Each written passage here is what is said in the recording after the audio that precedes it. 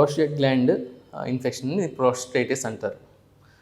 Prostate gland అనేది ఎక్కడ ఉంటుందంటే మనకి బ్లాడర్ నుంచి యూరిన్ అనేది బయటకు వచ్చే దగ్గర దాని కింద బ్లాడర్ నెక్ అంటారు. బ్లాడర్ నెక్ కిందే మనకి ప్రోస్టేట్ గ్లాండ్ అనేది యురేత్రా చుట్టూతా ఉంటుందండి. ఇది మగవాళ్ళు అందరికీ ఉంటుంది.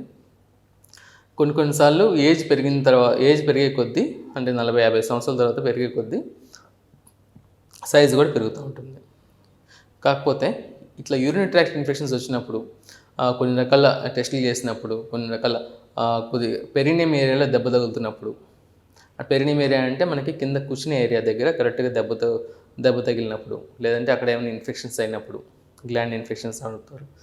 నెక్స్ట్ లేదంటే మనకి మోషన్ ఏరియాలో ఏమైనా ఇబ్బందులు ఉన్నా, కొద్దిగా సరిగ్గా రాకపోయినా గట్టిగా ఇన్ఫెక్షన్స్ అవుతున్నా మోషన్ ఏరియాలో, అది దానిపైనే ఈ గ్లాండ్ ఉంటుంది కాబట్టి అక్కడి నుంచి గ్లాండ్కి స్ప్రెడ్ అయ్యే ఛాన్సెస్ ఉంటాయి.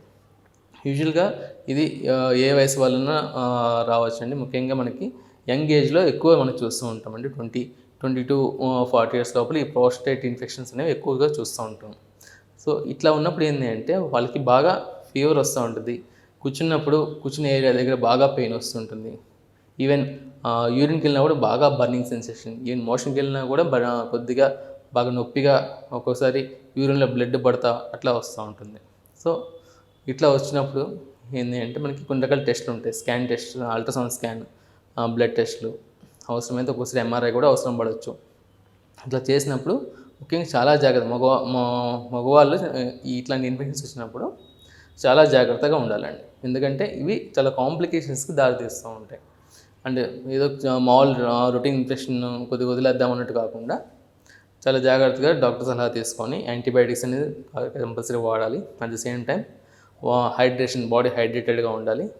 అండ్ రిపీటెడ్గా ఇన్ఫెక్షన్స్ వస్తున్నాయా అనేది మనం చూసుకోవాలి. చూసుకున్న తర్వాత దాని ఎవాల్యుయేషన్ సపరేట్గా ఉంటుంది. అండ్ మెయిన్ ఇంపార్టెంట్ థింగ్ వచ్చేసి వీళ్ళు కూడా కొద్దిగా డైట్ కరెక్ట్ తీసుకుంటే, స్మోకింగ్, ఆల్కహాల్ అలవాటు ఉంటే కొద్దిగా తగ్గించడం మంచిది.